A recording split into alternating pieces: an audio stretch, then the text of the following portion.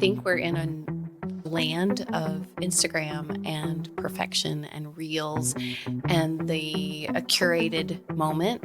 And I think, if nothing else, I bring the raw, live, real story of it's hard and it's messy, and you can have failures and successes. Today is the oldest you've ever been, and you're now going to evaluate your pictures, and you're going to see your 20-year-old self is not in that 50-year-old face, but there's beauty in your uniqueness. It just warms my heart. Yeah. There's no one more grateful than a family who has a child with some sort of challenge, whether it's temporary or lifelong, whether they kick the backdrop, whether they run out the door, whether they cry the whole time. We will get through it, and you'll have something precious that you can preserve this moment and feel seen. So there's fear, but I'm not going to let the fear define me. There's a couple things that have come to mind. So one is... Hey, it's Michelle, and I'm so excited that you're here on the Fearless Forward podcast. And if you're new here, welcome. Welcome to the Fearless Forward family. I also want to take a moment and acknowledge that you are here listening to this podcast, looking for something that will help you live a fearless life. I love what you and I will be talking about today, spending time with the wonderful Karen Halbert. I want you to read Karen's bio, and I will link that in our description below. But truly, she's been a photographer for 16 years in the Nashville area. She is well known. She is a beautiful person. But I wanted you to come today and share her story of not only her professional journey, but her personal journey and how those can kind of connect. And my hope is that you can really see yourself in some of these situations and circumstances. And so how do we balance those things? So will you help me welcome Karen Halbert to the Fearless Forward podcast? Karen, thank you so much for coming in today and just being a part of this. You are my second guest. I'm so excited. I'm quite honored. Not gonna lie. I know we've been here. I think we've known each other for about 10 years now. You did my family photos.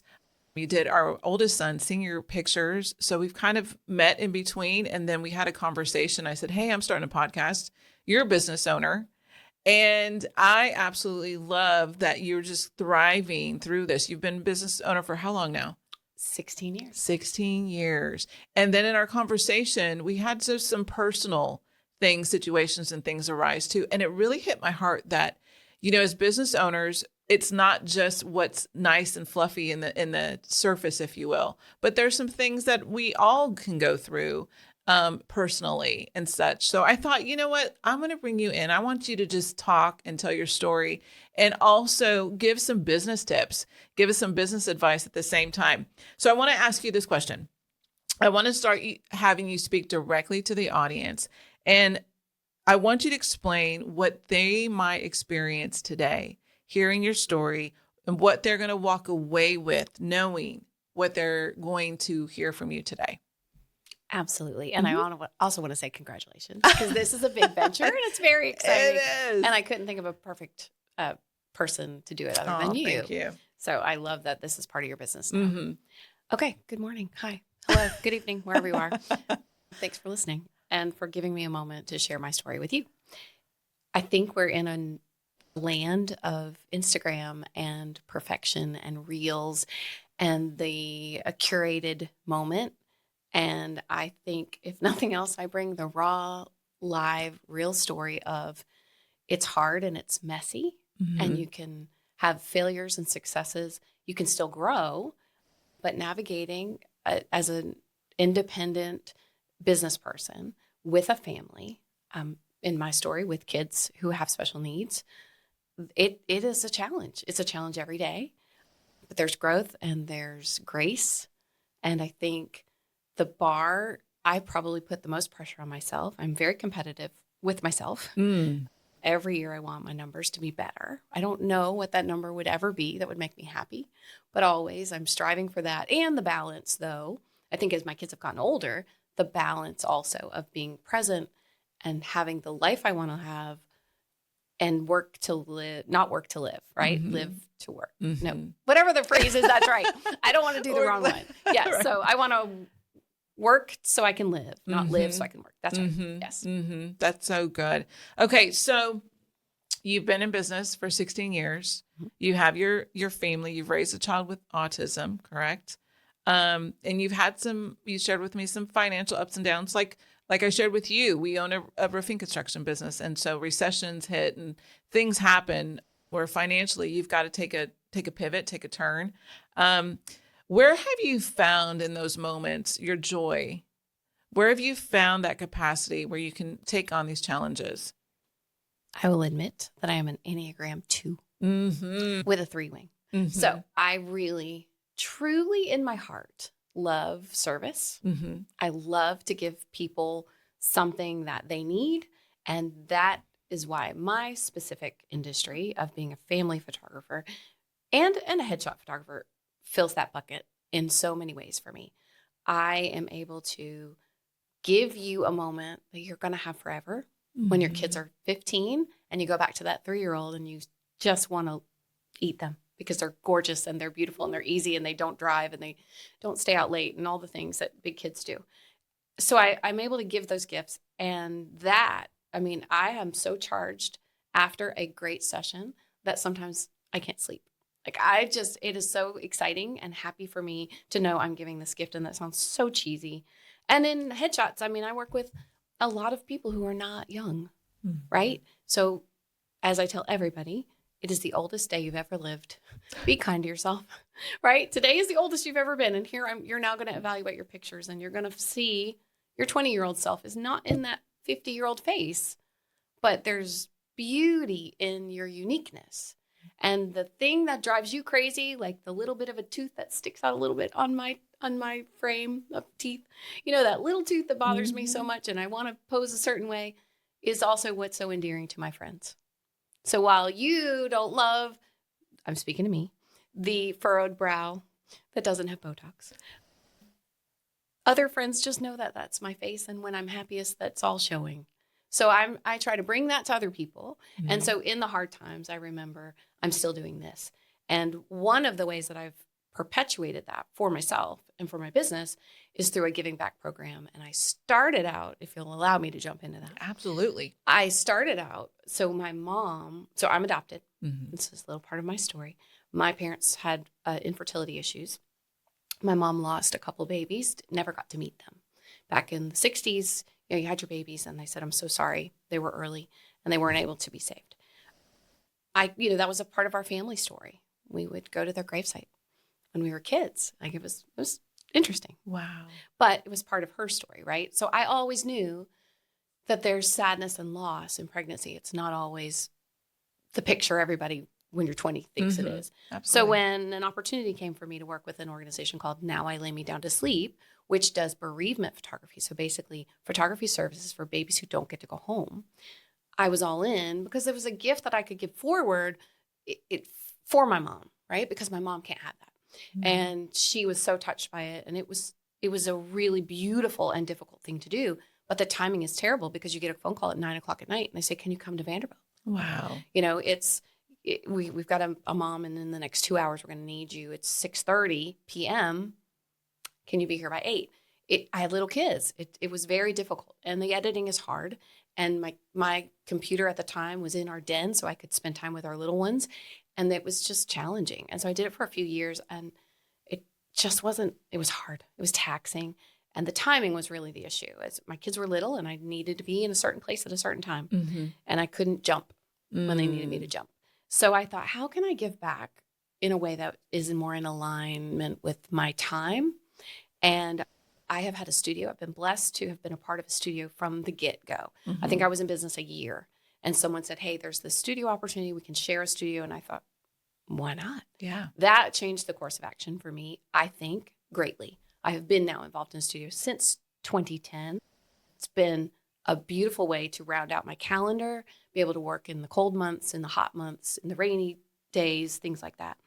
And so I thought, why don't I bring in special needs kids and offer their family a free session? Because I remember when Jack was little, so Jack is my oldest, he's now about to be 23, and he has autism. He was diagnosed at 23 months. So we knew real early on that he was a really special, cute kid, but something wasn't right. He wasn't talking. He didn't ask for us. He would just sit in his bed. So once we got on that journey, taking him to get his picture taken was impossible.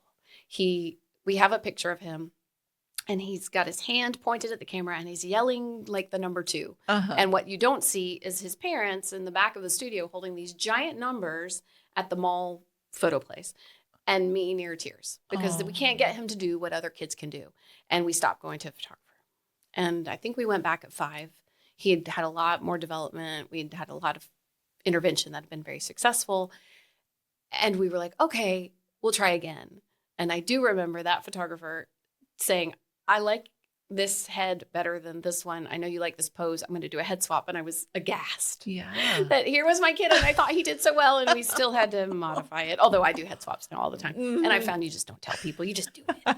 If all your kids are looking in the day, but not in that second, Right. Maybe it's dad that blinks. Right. But I just do a head swap. No one That's knows. so good. So that journey was very difficult. And it's still difficult. I think when he was probably 12, my friend took our pictures and he said, you get 3 clicks. And she said, okay, Jack. All right. And in fact, we did family pictures just recently. And he said, I'm going to give you 15 clicks, Mom. And luckily my camera is silent. I probably took 30. And he goes, that's 6. I was like, okay. But he still hates having his picture taken. But I get that, right? And how do you find a photographer that you trust that will understand if your kid's different in whatever way? So I started the Super Kids program. And tell us more about that. I love it. It just warms my heart. Yeah. There's no one more grateful than a family who has a child with some sort of challenge, whether it's temporary or lifelong. So it could be a foster kid, could be a kid facing a surgery, could be some weird diagnosis that they're challenged with. And also, kids with lifelong disabilities. I've had children with hearing impairment, vision impairment, mobility issues. I've had a cute little girl in a wheelchair zipping around the studio with a cape on her back and everything in between. And I offer 1 free session a month at my studio because the editing is the easiest and the environment is controlled, and they receive all the images, and it's a beautiful marriage of giving and take for me because I get filled. My cup is filled. They love it. Some of them have become clients, although that is not why I do it. Right. And also, I have other clients who like to work with businesses that are more aligned with giving back. So that's beneficial too. I've had a little bit of news exposure, I've been in a couple articles for it. And so it does benefit my business. So let's not be crazy. But it is so much more for my heart than it is and to work with those families that I have been closely aligned with for so long, and to say, hey, I see you, I get you, I know your expenses are high, and I know your trust is low, and whatever your kid does, it's going to be fine. Whether they kick the backdrop, whether they run out the door, whether they cry the whole time, we will get through it, and you'll have something precious that you can preserve this moment and feel seen. Yeah. And I think that's what I love about your heart, because you see circumstances that other people don't, that, a family is going to go through. Like for us, I know we had my nephew who had cancer, kidney cancer, and to go through the hair loss and the baldness and the skin, just all of the things. And nobody understands unless you're actually in it. And I think what you bring is a story. You don't let them lose the story of the impact that is being made in their home. And so that's what I love, is the fact that you can take a circumstance and make it, even though it may not look like we want it to, it may look ugly or whatever, but you just preserve those hard times. And then they have something to rejoice about. They have something to be joyful about, to say, this may have been the outcome we thought, but then this is. So I applaud you on that. I think that's so good. Thank you. Someone told me a long time ago that you're asking your client as a photographer to be vulnerable. Yes. Right? They're bringing their insecurities and their 20 extra pounds and their scars, and add all things there. Right? And your personal insecurities about your nose rises too much and you don't like your profile. That might be me. Things like that. You're bringing that to a photographer and saying, here I am in all my ugly, please make me as beautiful as you can and genuine as you can.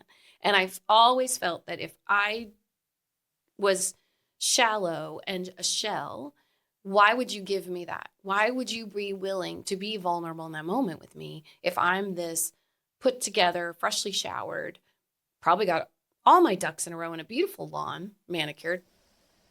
None of those things are true. So I bring a little bit of me. I mean, we sit down for a minute, especially like a headshot. We sit down and we talk about, well, what was your best headshot? Show me one you don't like. Show me one you love. Like, give me some direction of what you like, because I can take whatever I want to take. But if you don't love it, what did we do here? And so I probably share too much.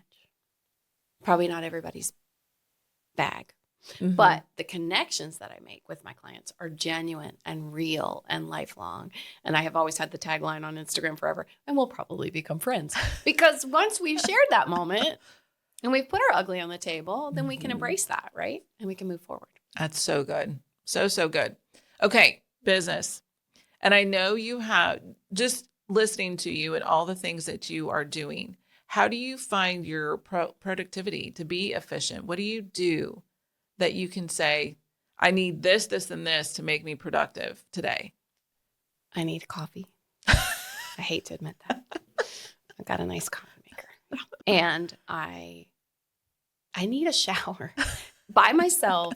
I don't know why, but more things come together in the car and in the shower. So I need that quiet, not talking time for the things to bubble up to the top. I am a list maker because I have a very bad memory, always have. Like remembering in high school, no cramming because I can't remember it the next day. So I rely on lists. They're not pretty. I have a notebook of active things and I just scratch through them. And if it gets too ugly, I switch the page. Yeah.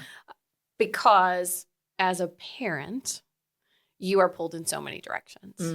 You know, I've got one online school. I've got one who has a schedule of his own making of medicine and lunch and medicine and the things. Yeah. You know, and all of those things have to work in alignment, and they don't always. Yeah. But they need to. Yeah. So I have a very flexible work schedule. I am grateful for that. I haven't had to ask for a day off in 16 years. I don't ever want to have to ask for a day off. I want to be able to take 4 hours and go do this thing. And if I work 4 hours at night, I work 4 hours at night. Do I work 10 hours a day on my work? No, especially not now. Yeah. I've put this together. It's a pretty well-oiled machine, editing wise, marketing wise. I feel like I've put the work in for that. But I probably work less than I ever did on my feet on the ground photography, which I still do on the daily. But the flexibility of, I'm going to go and do dentist appointment and doctor's appointment and shoe shopping or whatever the thing is that the kids need, and I'm going to work past dinner. That's the beauty, right, of making it run smoothly. Yeah.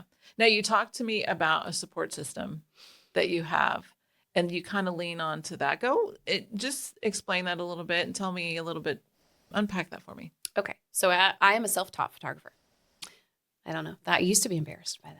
There was a phrasing called momtographer, and I really repelled that. I was like, no. I do have a college degree. It is not in photography. I didn't even know that was a thing. I didn't even know I wanted to be a photographer when I was in college. I really wanted to be a mom, let's be honest. So I was in the sales industry in employee benefits for years, and then got married, had babies, left that world. I was a stay-at-home mom. Then I was an autism mom, which is a whole job into itself. And then had another child. And then when that little one was just yummy and sweet, and it was my last, I knew 2 was it, and it was my last one, and I wanted to capture every moment. And digital cameras had come out, and I was taking pictures. And I had a friend who was a photographer, and she came over and she showed me where the light was in my house, because my house, I felt like, was a cave. And she's like, just move your kitchen table and put your baby right here. And I went, you can do that? Yeah. And took this picture that I have hanging in my house. That is the moment where I said, maybe I could do this. Started posting on Facebook. My friends were so supportive. My first year out the gate was all friends, all sweet friends who said, yeah, take our family pictures in a park. Sure. Yeah. And as that grew, it became the thing, right, that I was chasing, was how do I make this professional and how do I learn more? And there was online learning, and that was great. But it's so isolating to be your own photographer. And there were people who were down the road from me. Like, I learned editing from classes and from mentors. But how do you learn the nuts and bolts. I shadowed a couple of photographers. I picked and choose, would pick and choose the information I wanted. Mm-hmm. Like I shadowed a photographer and she was shooting an auto. And I was like, I already know how to shoot in manual. What am I learning? What I learned from her was how to pose people. She was so much more active in posing. I was letting people pose themselves in the beginning. They didn't know what they were doing, and I didn't either. Yeah. And when I saw her say, "No, put your hand here, lean in here," I went, "Oh, yeah, they do rely on me." Yeah. So I gained a lot, but then I got to a place where I was like, I'm by myself. I'm a people person, and I get my clients, but then I'm by myself. So over time, that camaraderie in our studio became some really great relationships. And that is the reason why I think our studio has been so successful for so long. We have some full-time members and we have some part-time members. And occasionally a full-time member has to go to part-time and they're like, I don't want to leave because I like this banter and this help and, our camaraderie at our meetings. And I think that's a great testimony to community and not competition, because we're all in the same studio. We're all shooting in the very same space and we share what we did here and how we did this. And if I just called one of the girls today and said, I can't do this headshot on Monday, do you want it? And it's been a beautiful arrangement. And then over time, a relationship really grew out of this connection that was just sisterly, and that is with my friend Erin. And we started in 2022, the Helpful Photographers. It's a little venture on the side because we know the value of sharing a studio, because studio space is expensive, right? Or commercial space is so expensive.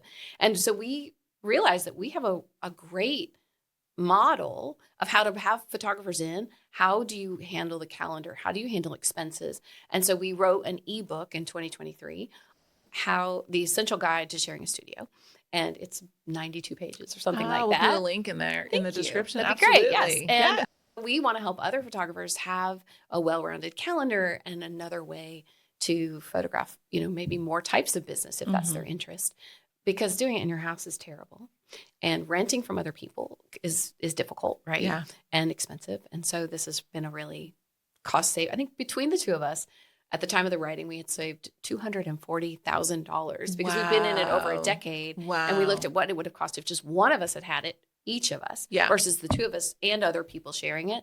Such a savings. Yes. So she and I use an app called Marco Polo. We live about an hour apart. Okay. And we talk almost every day. And if I'm working on something, like right now, I have launched an education platform to teach other photographers to do exactly what I do. So if you're a family photographer, why should you have to spend 10 years figuring out how to make this all work? I have a 6-figure photography business. I'm happy to share all of that information with you because it was hard to learn. And some of the things I did not work very well. I had packages. People didn't want packages, I had to learn that the hard way. Yeah. I had to raise my prices. It was uncomfortable. Now I can tell you how to do that and how to spare your existing clients or make them feel more comfortable, things like that. And so she has been, cheering me on from the sidelines. She built a studio in her yard, a glass house, which is super popular and cool. And so, we talk about like, how does she do that? And does she offer chauffeur service? Yeah. And we bounce ideas off of each other. And I think that's so important, because it can be so isolating. Yes. And it's so important to have community. And I have a couple other photographers that I also, we share our grievances and our stories. And I've run a battery over to one of them when she's in the middle of a shoot. And I hunted an SD card in Percy Warner Park one time on the ground for her after she left there and was crying, which turned out to be in her car. But, we all have things that just feel so big and lonely. And it's so great to have other people in your corner and to share with. And these are both women of faith too. Yeah. Maybe coincidentally, maybe not. I mean, we're blessed in our community where we live that we do have a lot of people who are similar in their faith styles as ours. But they, it's been a beautiful journey, and they're always quick to say, hey, I'm praying for you. I know this is hard for you right now, and vice versa. And that's great. And I think that is such a need right now. And I think there's a draw to that. We want community. We want people. We want similarity. We want to feel seen and understood. And it is hard if you put a photographer and a construction worker, their blend doesn't work well. Right. But when you have a common ground, when it becomes, the industry that you're in, but then align it with your faith, align it with being able to know that you're not the only one, and that God does see And he does know. But yet you can support each other and pat each other on the back on the highs and lows, right? Right. And I think more so on the lows, because business is difficult. It's rewarding, but I always tell about the iceberg story, right? 10% of it you see, but the 90% of it you don't. And that the hard stuff is the hard stuff. So For sure. again, what during these difficult times that we're talking about, what is it? How do you scale your business during those times of difficulty, financial difficulty? Sometimes you don't. Mm-hmm. Sometimes you just got to hold, right? Mm-hmm. Hold on to both sides of the boat and just hold on and know that if you've built a sustainable business, you can take a little bit of a step, right? You can move back just a hair. You obviously can't jump off the boat. The boat is, if you're an entrepreneur like me, if you're a single sole proprietor, someone was asking, what's the value of your business? And I laughed. There is no value to my business. If I stop working tomorrow, in 30 days, there will be no income. And in 60 days, it will disappear. Mm-hmm. I was reading a book not that long ago. That was a very pivotal moment where this character in the book, and no one would relate to this except me in this moment. I mean, this was not the point of the story. In the very first chapter, she's standing at a refrigerator. She opens the refrigerator. She has what is essentially a stroke. She's probably in her 50s. She's got a grown daughter, 60s, and she's a real estate agent. And then the next chapter, she's at her daughter's home, somewhere fancy, like Montauk or somewhere, mm-hmm. and she's recovering. And she realizes that in 3 months, when her recovery is supposedly over, she will have no business. And that hit me like a ton of bricks. Mm-hmm. If I break my leg, I'm going to have a gap in my business, right? Yeah. Ever since COVID. Now, COVID was a great year to me. A lot of people said, hey, family's important. Now, my headshot business was rocky, but I filled that. It was funny. Before COVID, 40% of my business was becoming headshot and corporate. Really? Because my clients have businesses and started to rely on me for that. Mm-hmm. And I honed my skills in that, and that became another offering. But I got nervous when everybody was self-submitting during COVID. The families were coming out of the woodwork. We haven't had a picture together. Right. And it was safe before too long. By mm-hmm. that fall, we were all good. I was standing good distance from you. You were mm-hmm. all at your house, and we were all back to work anyway. So it was really great. It was funny. I had a great year mm-hmm. in 2020. Mm-hmm. It's as good as 2019. Mm-hmm. But after 2020, things shifted at my house. I have a son who has developed a crippling anxiety. And I think he would be okay with me sharing that because it is his story. And he's been in and out of in-person school. And that has been really difficult to navigate. Mm-hmm. He's calling me saying, hey, I can't be here today. I need to come home. Can you come get me? And so there has been a season, and my oldest developed seizures in 2022. So he had 9 grand mal seizures in 1 year. He had never had seizures before. Wow. That was devastating. I bet. Right? Yes. That is the scariest thing you will ever see. And I love every ER show. And I love I wanted to be a nurse, and I thought I could be a paramedic. But when he was on the floor the first time, I just forgot you should call 911 for about 45 seconds. Mm-hmm. I knew what to do to him, but I forgot to get that whole train started. Yeah. So there has been several years in this past 5, 6, 7 years that have been challenging for us at home.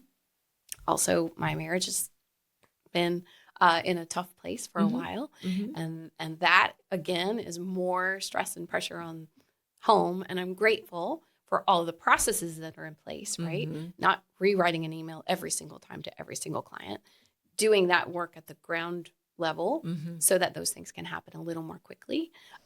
I'm grateful to say that since 2019, I've had a 6-figure year since 2019. And look at the challenges right, that are in there. But I also know that I am one person. I can only do so much. Mm-hmm. So that's what spawned I love to help people. Mm-hmm. I also think I need to pivot. So I'm physically not in higher demand. I love the demand I'm in. Mm-hmm. I want to stay as a photographer who actually does photography. I don't understand. If you pivot to education only, well, you lose perspective on what the current market is and what current struggles are. Yeah. So I want to do both, but I'm realizing that at some point, I'd like to have another stream of income and that's so in line with my business. Mm-hmm. And I really truly want to help other people have mm-hmm. this life where I'm not editing at 2:00 in the morning. I'm not editing in between naps. I have a 60 minutes little freebie, 60 minutes from session to client, like from Mhm. camera to client. So you Mhm. can shorten that experience. And I don't think my work has suffered in any way. It's just, get it streamlined. Yeah. Do those processes. Photography and maybe other businesses. I've never really stopped to think, but photography is not about the pictures nearly as much as it is about the business acumen. Yeah. And speaking of that, if someone want to create their own course, what do you suggest? Do's, don'ts, those kinds of things. That's a journey, right? Because every time we start to do something new, we don't really know where to go. Instagram throws lots of people at you. Why not? I mean, it's a free marketing place, right? TikTok too. I mean, I can't watch 6 videos without Tik being in 3 of them. Like, it's a marketing platform above all else. And I think we can't forget that. Mm-hmm. Whether it's curating the perfect life or if it's curating the perfect solution to your business, it's all in Instagram and TikTok. Mm-hmm. So I wanted to create a course. I didn't know what I was good at. I didn't have that clarity in 2022, but I knew it was something I wanted to do. I knew I wanted to pivot. I'd read that book, right? Yeah. I knew I couldn't just have some sickness or vertigo or something or an eye injury and not be able to work. And so I paid a good chunk of money to a mentor. And did I learn a lot? Yes. Do I regret it? No, I don't regret it. It just took a lot longer than I thought. The course ended and I was nowhere near done. And a little bit was I asked the right questions, but I got different answers than actually was in the course. It was we'll help you develop what your niche is. We'll help you develop what your course is going to be. And the first day out of the gate was describe your course. And I was like, but wait. And it was a group thing. So it wasn't like I had one-to-one help. So I pouted and licked my wounds on that one for probably a month, which was a mistake on my part, but I was mad. And over time, what came to the surface is I want people to be able to do exactly what I do. And so with that, I created Fast Forward, which is a blueprint to 6-figure success for family photographers. And I tell you everything. And you can ask me stuff too. I'll tell you anything. You want to know how much I made in 2013? If I can find it, I'll tell you. You want to know what my prices were then? I'll tell you. Because there's no competition. Everybody's better for sharing, right? So one thing that is the stumbling block for everyone is yourself. And I think that's really hard to admit. It's hard to realize. Limiting beliefs sound woo-woo and mindset sounds woo-woo. But I will tell you that one of the greatest things that came out of the original course to build the course was meeting my mindset coach. And I have done several rounds with her. I'm currently just jumped in again for a 7-month stint with her called Shift It, because I think it's one thing to have a cheerleader, and my friends are cheerleaders and they're amazing and they love me and love my work and I can probably do no wrong. But she's more, why do you say that? What are your limiting beliefs about money? Or why do you think you can't make this much money? Or why do you think no one will want to buy your course? Or whatever those mental blocks are. But you don't even know you have them until you have someone to explore them with you who says, hey, wait, is that really true? That's true. Or, that seems like a wall. It seems like you didn't want to record that mini course on Friday, which might have been my really experience. And maybe the microphone didn't work. And maybe I couldn't remember how to put it into ThriveCart anymore. And I just wanted to just get mad. And I just wanted to walk away from it. And then I don't know what happened. I think I just evaluated, look at all these excuses I'm making for myself today. Okay, you've got an option. You can walk away from this and come back tomorrow, which is Saturday, when you didn't really feel like getting dressed and recording a course because it's on like a camera. Or you can just maybe try one more time. And you know what? I tried one more time. Would I have tried one more time without mindset coach work? I don't know. Maybe not. Wow. And now it's done. And now it's published. And now it's out there. And I'm excited. It's called Success Without Socials because I think when you look at me and you see this girl who has like less than 2,000 followers on Instagram, you go, what is her business like? She probably works like 5 times a year. So you can, social media has not been that kind to me for my business. Yeah. It's a great portfolio and it's a great way to connect with my clients. But all the clients that view my stories are mostly my own. They're existing clients. So I have now shared, well, here's what does work. Yeah. And maybe this doesn't work for, if social media doesn't work for you, maybe this is the answer as well. And I think what I've learned the most, you said something there about the numbers, is what I've learned the most is that when like I speak, right? So if I'm in an audience of 200 people, it's the same people that I would have 200 people on Instagram. And am I speaking to the 200 people in everything that I've got, all my energy, all the hard work, and be able to see the fruit in that it's given me thought to go, you know what? I have the X amount of people, whether I have 1 million people or whether I have 1,000 people, it doesn't matter. I get to the opportunity to speak into that person, to give photographs, all the things, and teach. So never discount your numbers. Right. Right. Okay. So here's what I want to end on. Okay. And I think people have seen why I love you is because you're a business owner, but you have life. You have children that have some ebbs and flows. You have a marriage that you're saying, is hard right now. But what I want you to do is I want you to leave us with some encouragement today to that person that is probably in this, maybe the same situation you are. Maybe they're a business owner and life is just hard and they're trying to balance both of them. They know that financially they've got to bring in some income, but they've also got all this stuff. But will you speak to that person right now? Of course. There's a couple things that come to mind. So one is you're never going to do all the things well. And I feel like the sooner you learn that, the more grace you can give yourself. On the weeks that I am fully charged and tearing it up, this week would be an example. In photography, the laundry might not be getting done. And somebody might say, man, Mom, you're not home very much this week. I was kind of hoping we were going to have this for dinner. Yeah, well, maybe we're not. Maybe next week, maybe Saturday. I think every time I'm doing great in one area, I might be just not doing so great on the other side.